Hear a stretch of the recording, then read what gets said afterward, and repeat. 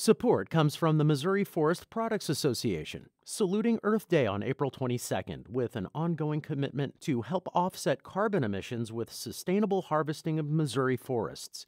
Details at choosewood.com.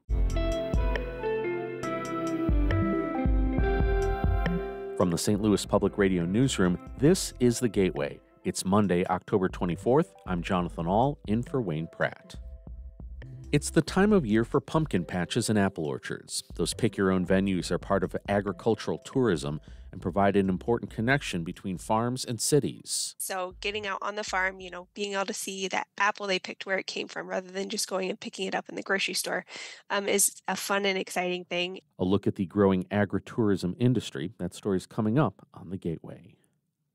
Emergency room physicians at St. Louis Children's Hospital are seeing more children admitted with a common respiratory virus than usual. St. Louis Public Radio's Sarah Fenton reports the rise in cases could mean that more people will get sick from other viruses this winter. Since late September, Children's has admitted around 80 children each week with respiratory syncytial virus. RSV is a common virus that causes coughing, fever, and other cold-like symptoms. It can be dangerous, especially in infants and very young children. Dr. Jamie Condis is a pediatric emergency physician at Children's. She says admissions for the virus usually peak midwinter. Respiratory viruses are just a little unpredictable right now. Ever since 2020, we're not really sure what they're going to be since we had a couple years there where we had less. Condis says because the emergency room's crowded, parents should go to their pediatricians or an urgent care clinic if they suspect their child has RSV. But if their child's very young and has a fever of over 101 or trouble breathing, they should go to the ER.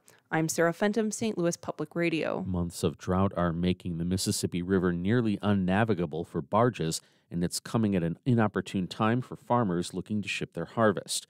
Barge traffic is moving very slowly down the Mississippi River to ports in New Orleans, with loads of corn and soybeans parked along the route, waiting for a turn to move through what little shipping channel is left in the low water. Mike Steenhoek is with the Iowa-based Soy Transportation Coalition. He says farmers are feeling the effects across the region. Not only just on the Mississippi River, but the rivers that feed into it, like the Ohio River, like the Illinois River. So you're seeing all these areas where the price farmers are being offered has dropped. Steenhoek says other modes of transportation, like trucks or trains, are either not available or too expensive. It will take significant rainfall to get the rivers back to normal levels. The upcoming midterm election is the first that Missouri's new election law will affect. As St. Louis Public Radio Sarah Kellogg reports, one organization says it's already affecting its election-related work. In addition to requiring Missouri voters to present a valid form of photo ID to cast their ballot, the nearly 60-page law also makes changes to the state's voter registration process. People are no longer allowed to get paid for registering voters, and those who sign up 10 or more people must register to the Secretary of State's office.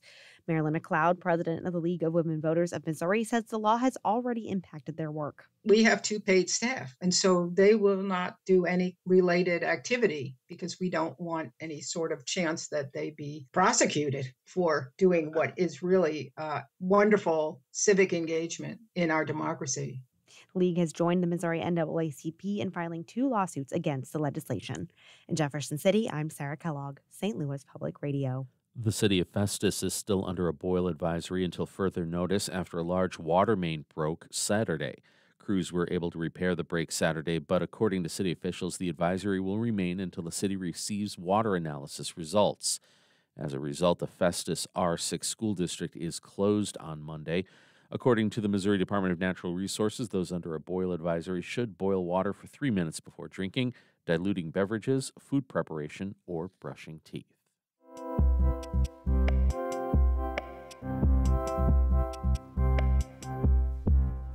For many people, fall is marked by taking trips to the pumpkin patch, getting lost in a corn maze, or catching a hayride. All of those activities are part of agricultural tourism, and it's a booming industry. As Harvest Public Media's Excret Nunez reports, welcoming visitors to their farms is also a source of income for producers. All right, am I ready? It's a crisp fall afternoon at the P-Bar Farms, and Lauren Liebscher is driving families on his tractor to take them to his pumpkin patch. We're almost there. I see the pumpkins. Liebscher has been running his seasonal agritourism attraction for 21 years. in the small town of Hydro, Oklahoma. The main farm attraction is his 10-acre corn maze, one of Oklahoma's first. We started with just three things. We had a pumpkin patch, a corn maze, and a petting zoo. Liebscher says he got into the agritourism business after he grew tired and stressed from being a wheat farmer. He got the idea to do a corn maze from an article in an ag magazine about a farmer making big profits off his maize. He said, okay, the corn in the maize is worth $1,000. Or he said, I just grossed $100,000 doing agri-tainment. Do you think I really care about the corn? The U.S. Department of Agriculture estimates that agritourism, everything from corn mazes to apple orchards, has grown to nearly $1 billion industry.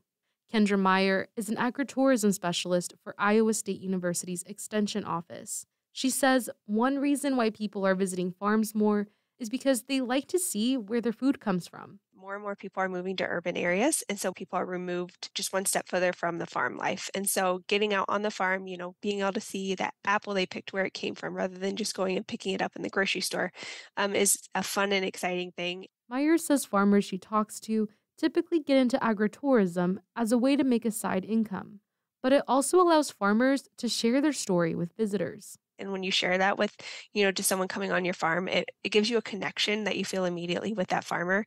And at least for me, I know it makes me feel good about buying my produce there because it's someone you trust, it's someone you know. Geraldine and Alan Huffling have run their Huffling Pumpkin Patch and Corn Maze near Marcus, Iowa, as a side business for the past 26 years. They say they've never really thought of themselves as an agritourism attraction. They don't charge visitors to enter their patch, only for the pumpkins people pick off the vine. Geraldine says they set it up every year because they genuinely enjoy having families visit their farm. Our passion for starting the pumpkin patch was having a place for families to go. I always tell people, first and foremost, we are a pumpkin patch. I want people to go out and pick. That's part of the fun. But getting started in agritourism isn't the easiest thing to do. Tara Peters and her husband have owned a pumpkin patch in Rolla, Missouri for 12 years. So when we started the pumpkin patch, we kind of didn't know what we were doing. Today, Peters is a member of the Missouri Farm Bureau's Agritourism Committee. She says they learned from other farmers how to build up their business. When you're starting out, that's who you rely on, people that have done it before, and then you come share what works for you and what doesn't work for you, and then you grow from there. Back on the P-Bar Farms, a 3-year-old girl is looking around to pick out her first pumpkin. A pumpkin! Yeah, come on, let's look at it over here. It's too heavy. Yeah, let's go find a different one. It's moments like these Lauren Liebscher says he'll miss. After 2 decades, he's put his farm up for sale. His wife had health issues last year, and he says it's time to move on. And it'll be hard for me because it's been such a huge part of my life, and I've spent a lot of time and effort in agritourism. Liebscher hopes the next owner of his corn maze will put as much passion into the business as he did. For Harvest Public Media, I'm Excret Nunez. That story was produced in partnership with Harvest Public Media, a collaboration of public media newsrooms in the Midwest, including St. Louis Public Radio.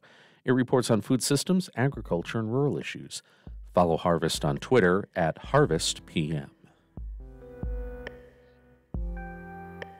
The Gateway is a production of St. Louis Public Radio News, music by Ryan McNeely of Adult Fur. We are a member-supported service of the University of Missouri, St. Louis.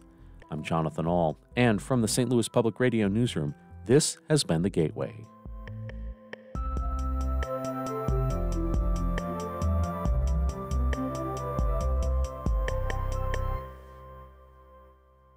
Support comes from the Missouri Forest Products Association, saluting Earth Day on April 22nd with an ongoing commitment to help offset carbon emissions with sustainable harvesting of Missouri forests.